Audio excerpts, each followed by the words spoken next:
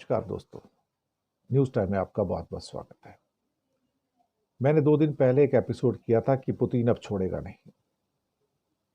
ये बात मैंने बड़े होशो-हवास में, सोच समझ के, संवेदनशीलता के साथ कही थी कि पुतिन अब छोड़ेगा नहीं। क्योंकि जिस स्तर का हमला उसके ऊपर हुआ यूक्रेन के द्वारा, वो हमला हमने वर्ल्ड वॉर II के बाद कभी देखा नहीं।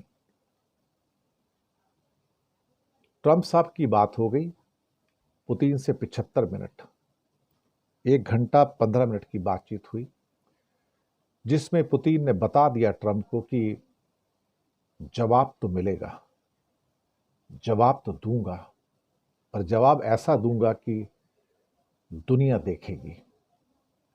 इस बात की पुष्टि ट्रंप ने भी सोशल मीडिया पे कर दी कि मेरी पुतिन से बात हो गई है और पुतिन ने मुझसे कह दिया है कि जवाब तो मैं दूंगा, और दृढ़ता के साथ कहा कि जवाब दूंगा और ऐसा जवाब दूंगा जिसे दुनिया देखेगी।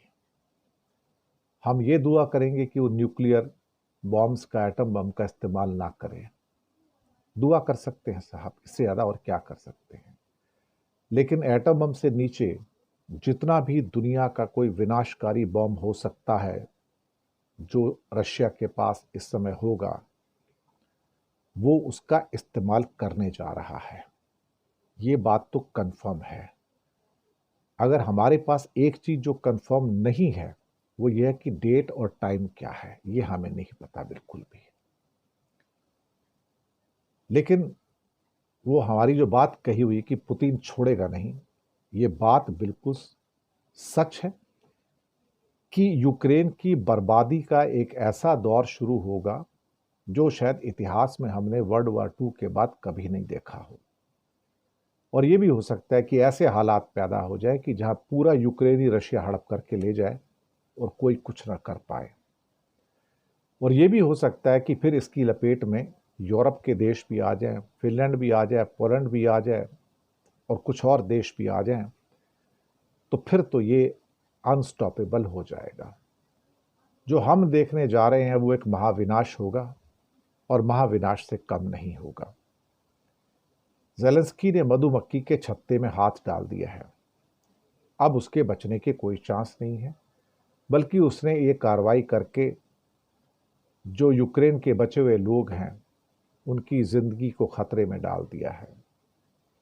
और कहीं खुदा ना खास्ता एटम बम गिरा दिया तो भाई फिर तो पूरी तबाही है। फिर तो उसके बाद त्राहिमाम त्राहिमाम त्राहिमाम होगा। और जो हमने टाइटल दिया था कि पुतिन छोड़ेगा नहीं, उस बात की ट्रंप ने भी आज पुष्टि कर दी कि पुतिन छोड़ेगा नहीं। जस्ट इंतजार करो, डेट और टाइम क्या होगा।